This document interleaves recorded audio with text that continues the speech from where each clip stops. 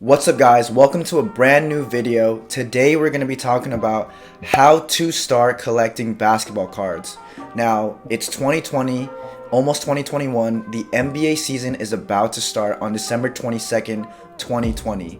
And a lot of people are getting into the hobby for the first time, or they're returning from a long hiatus. Basically, there is a whole system to how you can start collecting basketball cards, and we're going to get into that in this video.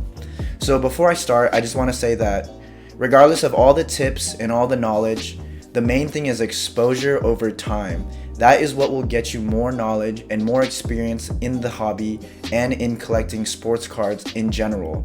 So to start off, what cards even exist? If you know from back in the day, Topps, the baseball card company, they used to make basketball cards as well, but they stopped printing it recently, and right now we've got a couple of major companies that print basketball cards.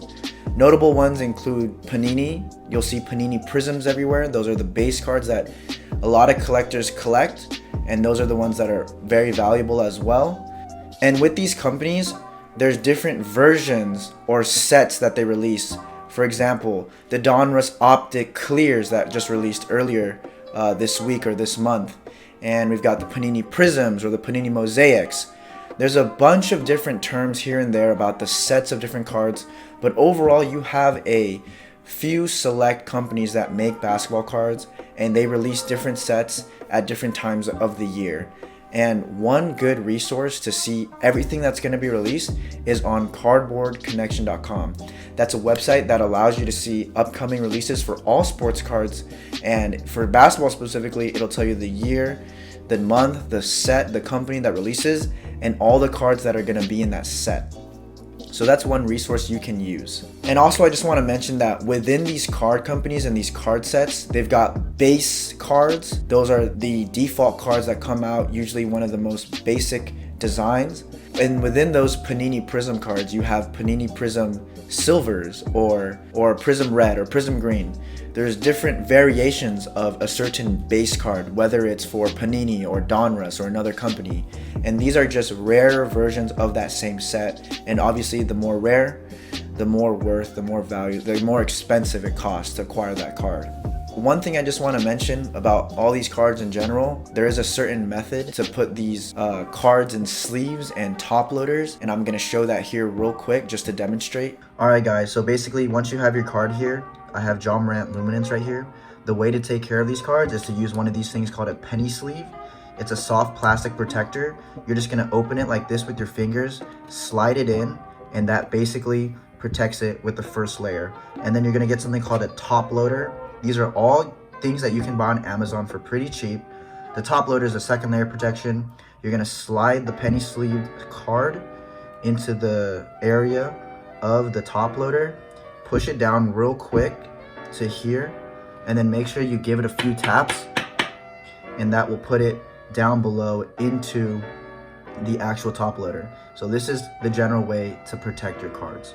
So moving on to the value of cards. How do I know what costs a lot? How do I know what costs nothing? And how do I value these cards in general? Sometimes I see Larry Birds, Allen Iversons, LeBron James, and they're worth less than a rookie card of Jackson Hayes, for example. So how do I actually know the value of these cards? Well, one thing you can do is go to 130point.com, 130point.com, and that will allow you to search and filter different players and different cards and see eBay comparison prices of recently sold items.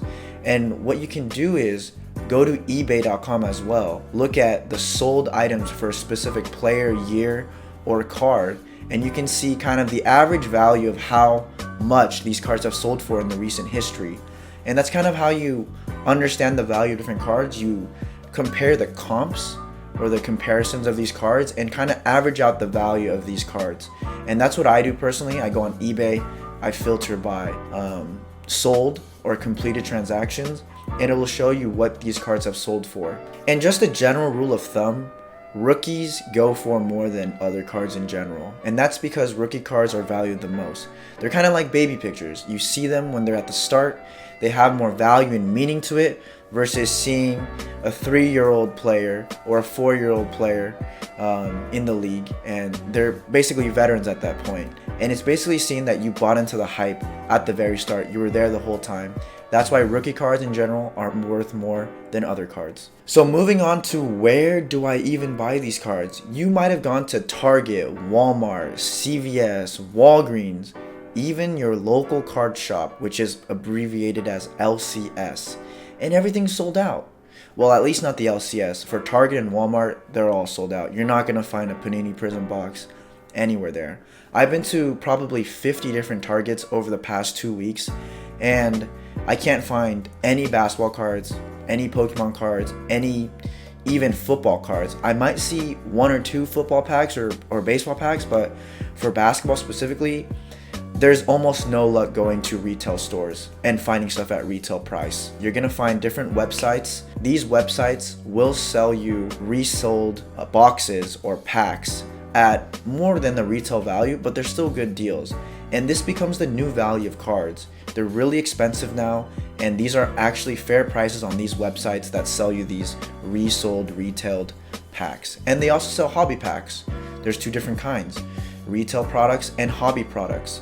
Basically, hobby products are those that are more into the hobby. There are special packs or boxes of cards that are only sold at your local card shop or online at different retailers.